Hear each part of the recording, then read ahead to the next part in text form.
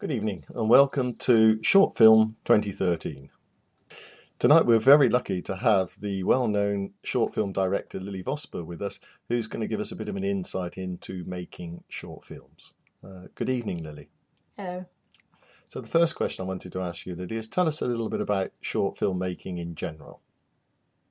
In general, short film can really be anything you choose. So it can be, there's a variety of genres it can be, and it has certain rules. Okay, but what would you say is very important about short film making? Short films have to be original too, and they have to be your own ideas. And the idea is you show and don't tell. So you have to show people a certain point of view you're trying to get across. You don't tell them outright. Mm-hmm. Okay. What would you say makes the best short films? It's when the story is at its heart, and conflict has to be resolved, where there's a deadline to the action. So there's normally a very beginning, middle and end. So it's a very strategic storyline, so there's always got to be a resolution at the end. There's got to be a reason for there being that film. It can't just be a series of clips for no real reason. Okay, so I understand your latest short film is called Jack, so tell us a little bit about the genre of Jack. Well, Jack is really a mixture of genres, but the key genre would have to be black and white silent film. However, it's also got other elements such as humour and comedy. Another key element which many people have picked up on is the fairy tale-like element to it. So it's got the romance at the end, but also the fact that it's set in the forest at the end, and the surreal idea of finding all these photos which lead you to the person you're going to be with forever is quite fairy tale-like in itself. And many people have actually compared it to Alice in Wonderland in that he goes on an adventure to find this woman. Okay, so tell me about the main elements of a silent film and how yours develops or challenges forms and conventions of this type of media.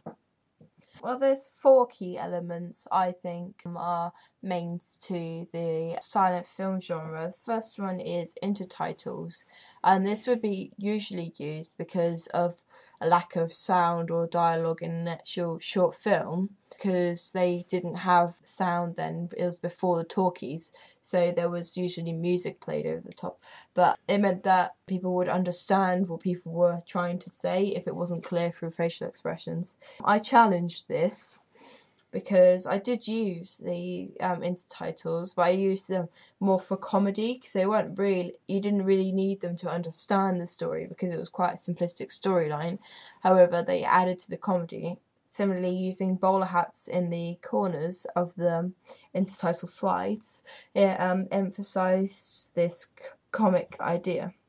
So intertitles is one element. I suspect music is the second one. Yes, it is. They usually used to have a pianist in the cinema with them. However, this obviously wasn't possible for mine. But I used two different types of music. But it began with modern music, which was originally composed by The Cure, but I found an unsigned band's cover of it. And then it turned into a silent film style music, but it was created in the modern day. I suppose a lot of pop videos are like this, are they? In some ways, yes, but mine isn't a music video because I changed the music halfway through, and also the narrative came first, and so I fit the music with it. For example, when Jack puts on his hat, I added the music so that it would pick up at that point, whereas in a music video, the images are created to fit with the music and not the other way around. I see. So you're trying to replicate the idea of the live piano really by finding pieces of music to fit. Is that what you've done? Yes, in some ways, but I challenged it really by using modern music, but I still fit it with the music so it all flowed, and it showed that the narrative was the most important thing, so you weren't concentrating too much on the music not fitting with the narrative. Okay, so that's two factors. Tell me another of the main elements of silent films. Third one is acting technique. In silent films, they often use very almost mime-like facial expressions that the actors had to show and emphasise body language to show their emotions they're feeling at the time. But nowadays this will be seen as simplistic or eccentric, as we can now have talkies in films. I similarly did this by drawing eyebrows on Jack, very eccentric eyebrows, which meant when he did close-ups he looked very confused, and you could tell he was confused. He had very strong facial expressions. But I challenged it by using shots of, for example, of Jack walking away. He didn't have a particularly put-on walk, he was just walking as a normal person would down a road, and there was long shots rather than all short shots of him, his facial expressions, and there was also close-ups of the photo in his hand, but this is more because the audience needs to see the photo, not necessarily to fit with the genre of short silent films. So I think you were telling me earlier that there are 4 elements. What's the 4th one then, Lily? The last one is tinting. Originally black and white films would be tinted sepia because they didn't actually have colours. So sepia would be for during the day, and then blue for at night time. This is because they didn't have colour filming cameras at the time. Also in the film Hugo, they talk about they used to paint each slide if they wanted colour, which would be very time consuming, so not many films would do this. I stuck to this convention in that I used black and white for the first part. However, I changed and challenged the convention towards the end where it turns into colour, and I also didn't tint it black and white to make it blue for night and sepia for day. I just used black and white continuously, and then it became full colour at the end when he met Evie. Okay, I suppose your film's a similar genre then to The Artist, which of course won an Oscar for Best Film recently.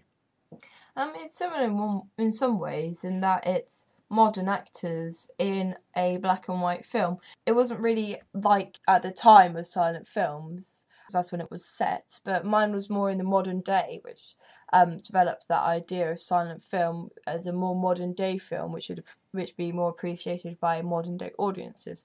Whereas The Artist was actually a very nostalgic view of the time when the talkies were coming into fashion, and the man's view of the talkies and his wanting it to stay a silent film.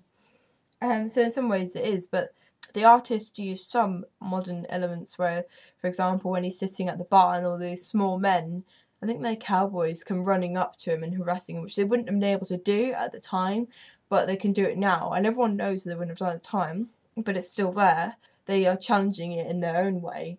Whereas mine just has elements such as he lives in a modern day house, even though it's actually an old house, but the objects inside it are very modern, and he uses modern technology as such as his alarm clock to get up in the morning. Okay, that's a very interesting summary of the genre. Finally, Lily, perhaps you could just tell us all, what would you say were the basic rules for following your particular genre guidelines? Well, there are 4 key rules for short films in general, but I developed and challenged them into my own way to intertwine them with my own genre. The first one is the simplicity, clarity, and economy of storytelling. For example, making the storyline very simplistic, but it's also is clear to the audience, unlike a feature film in which you have time to develop a story and make it deeper and more complex. So my film was very simple in that it had the elements of just a man following pictures of hats to find Evie in the forest, but it could be seen as challenging or developing it in that it has got some underlying elements to it, such as it's okay to be yourself. The next one is the vision of the piece and its visual images, and this was very important to me. For example, with the photos Jack used, the story wouldn't have worked without these photos, so I definitely kept to this part. I changed in some ways in that the images are very unusual because people don't really go around finding photographs of Boy George in bowler hats and Charlie Chaplin around the place. The next one is making every element pertinent, because it means that you make every element sort of count. For mine, elements such as when he found the photo, they all counted, every single photo counted, and you saw the way he developed as a character through finding all these different photos, and you begin to understand his character more the more photos he finds, and also you understand him very much so at the end when he finds Evie. So he develops as a character throughout the film due to all these small elements such as finding photos or his facial expressions. And lastly, making your story coherent, which is really making easily understandable to other audiences, which I think my film does in its challenging of silent films, because silent films can be seen as eccentric and melodramatic. to a modern audience, whereas my film is more focused on being portrayed to a modern audience with elements of a silent film. Okay, well, that's very interesting, Lily. Thank you for that. So she's given us some guidelines to making a film, particularly the genre of the silent film. And throughout, she's talked about how her particular film develops and challenges forms and conventions of this particular media product. Okay, well, I hope you've enjoyed listening to this, and thanks very much for coming along, Lily, and goodbye. Bye. Goodbye, everyone. Bye. Goodbye, everyone.